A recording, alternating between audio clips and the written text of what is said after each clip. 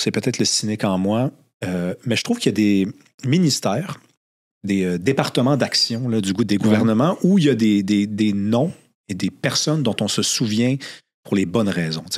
On pourrait se dire, par exemple, je me rappelle ce grand ministre de la Culture. Je me rappelle ce grand ministre des Finances. Et là, un grand ministre de la Santé, c'est drôle parce que je parlais avec quelqu'un cette semaine, je reçois Gaétan Barrette, puis là, il me disait, Gaétan Barrette, il me semble que ça s'est mal passé. Puis je dis, mais regarde, je vais tout parler de ça avec lui, là, mais dans tous les cas, t'en connais-tu un, toi? Un grand ministre de la Santé? Un ministre de la Santé dont aujourd'hui, on dit que du bien. C'est comme le rôle le plus ingrat que tu as accepté. Ben oui. Je le savais. Ben, moi, là, je voulais aller en médecine quand j'avais 12 ans. Là. Probablement à cause de mon histoire familiale, parce que moi... Tu viens de la TUC? Moi, je viens de la TUC. Mon père est mort à 41 ans. Ma mère a fait son cours d'infirmière à 38 ans. On a déménagé à Sherbrooke. Les premiers jobs que j'ai eus, c'est dans cet environnement-là. J'ai fait le bon choix. Je suis heureux de ce choix-là. J'ai fait le bon choix. Je ne parle pas de la politique, là, je parle de la médecine. À l'époque, il y a des je vais te faire rire. Il y a des domaines que je regardais de haut. Parce que, puis ça, c'est purement adolescent, ce que je vais dire, là. C'est vraiment adolescent.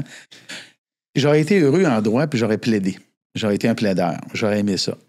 Payé pour ça, ciné-pensé.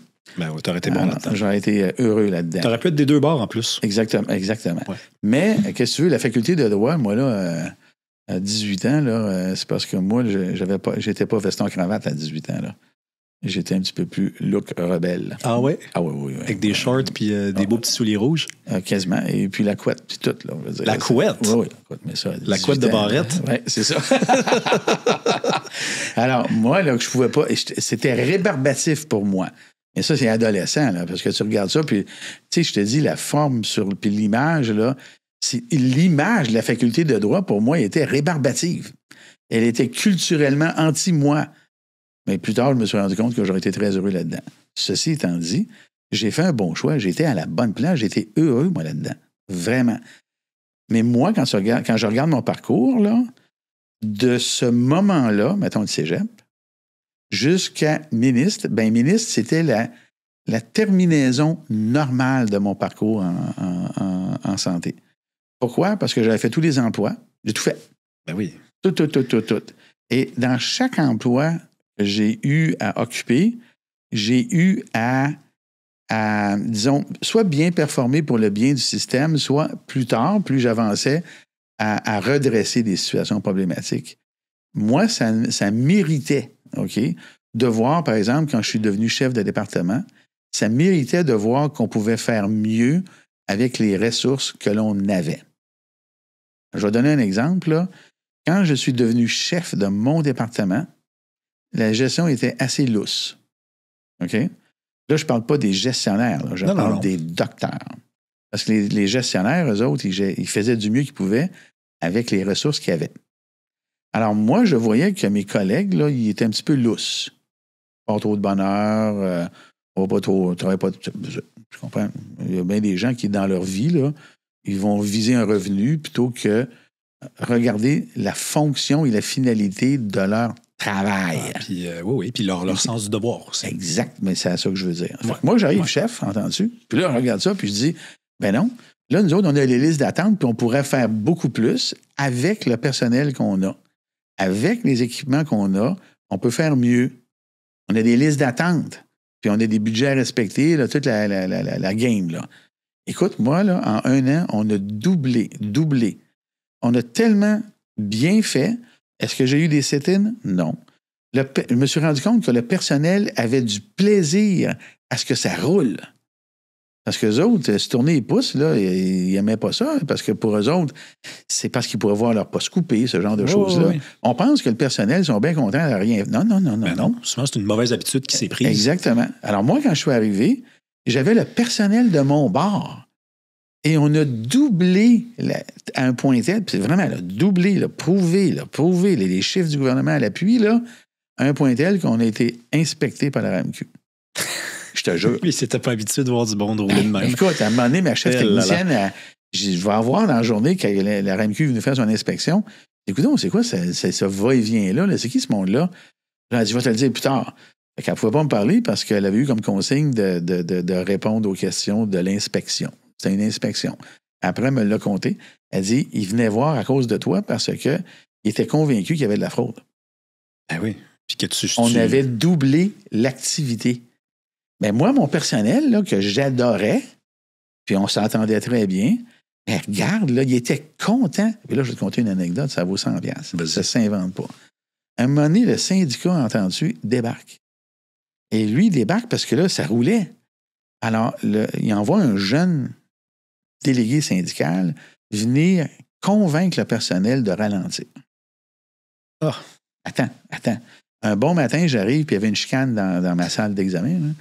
Il y avait une chicane, puis c'était le personnel qui chicanait. Tu sais quoi, la chicane? C'est le délégué syndical qui se faisait blaster par le personnel. Oui, wow. Monsieur. OK? Ils l'ont viré de bord. Puis l'argument là, que j'ai entendu, moi, je n'ai pas participé à ça. Moi, je suis rentré dans la porte, j'ai regardé ça, bon, ils chicanent à deux autres. Puis là, je tendais à l'oreille, il me dit, chicane, pourquoi? Là? Puis là, j'ai réalisé que, regarde, on est à un hôpital, là, puis il y a des listes d'attente, puis avec lui, ça roule. Nous autres, on est bien contents. Ça, c'est super encourageant, ce que tu dis. Hein? Non, mais c'est ça, je veux qu'on en parle parce que ça, c'est... J'essaye, moi, quand je vois une belle nouvelle passer, de m'asseoir dessus pour qu'elle bouge plus. Là. À un moment donné, il faut juste qu'elle respire, fait que je me tasse. Non, mais c'est beau, ça, ce que tu dis. Parce que ça, ce que tu es en train de dire, c'est, bon, à l'échelle de ce que tu as vécu, d'une anecdote, mais qui, à mon avis, peut-être signale autre chose. Les gens sont pas paresseux. Les gens, ils veulent travailler. Les gens, ils veulent que ça bouge. Les gens qui travaillent dans des hôpitaux, c'est pas forcément du monde qui pense que leur job, c'est comme une job normale. Les autres aussi, ils ont l'impression d'être des anges gardiens, d'avoir des responsabilités, d'avoir un devoir quasiment celui d'un super-héros. Donc, quand quelqu'un arrive et leur dit « Hey, je vous rappelle quelle est votre responsabilité. Hein? Vous n'êtes pas du monde normal. Vous sauvez du monde. Ça. Vous donnez le sourire à du monde. Ça vous tente-tu de donner plus de sourire, de sauver plus de monde? Ben, à ce moment-là, les gens, ils disent ils embarquent. Et là, il y a un échange. Il y a un échange à ce moment-là. Puis l'échange est très simple. Quand le gars du syndicat est venu, là, sa façon à lui de ralentir la patente, parce que ça existe du monde de même, là, c'était, regarde, si la pause était 10h30, ben, il faut que tu apprennes à 10h30. Et moi, je disais à mon personnel, ben, regarde, si le cas n'est pas fini, là, fais-toi-en pas, la pause, tu vas la reprendre. Et moi, je respectais ça religieusement. Alors, moi, là, si les pauses étaient décalées ou pas prises, ben, le deal que j'avais avec mon personnel, regarde, à la fin de la journée, tu t'en vas avant l'heure. Pas de pénalité, pas rien. Alors, moi, j'avais un espèce d'échange avec eux autres, avec un seul argument de départ. On peut-tu être productif? Puis moi, je ne suis pas là pour vous écœurer, mais on ne va pas ne pas commencer un cas parce que la pause... Non, mais on va être juste. Donc, je vais être juste avec vous, mais vous allez être raisonnable avec moi. Exactement. Bien, écoute, ça, là, c'était ça le trade-off. Mais j'ai gagné cette bataille-là, puis là, le gars, il s'est fait blaster. Mais il y a des batailles que je n'ai pas gagnées. Il y en a une qui m'a beaucoup déçu. Laquelle? C'est bien. Ça, c'est le côté sombre de l'affaire. À un moment donné, moi, je suis chef, là, et puis j'ai un gars qui avait 22 ans d'ancienneté. 22! Et il n'a jamais eu ses vacances autrement qu'en juin ou en septembre. Parce que les vacances, dans le système de santé, c'est entre le 15 juin et le 15 septembre. Il passait toujours en dernier. Parce que j'avais du personnel qui était là depuis longtemps. 22 ans. Il dit, écoute, Gaëtan, il dit...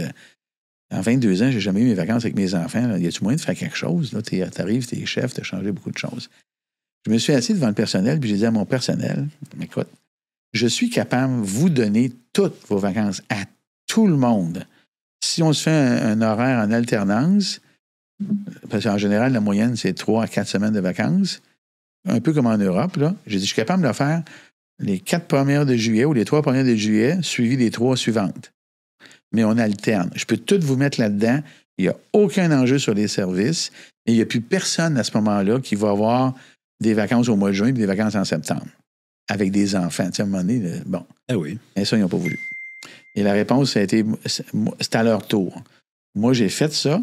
Moi, maintenant, j'ai mes vacances dans la construction, puis c'est à leur tour.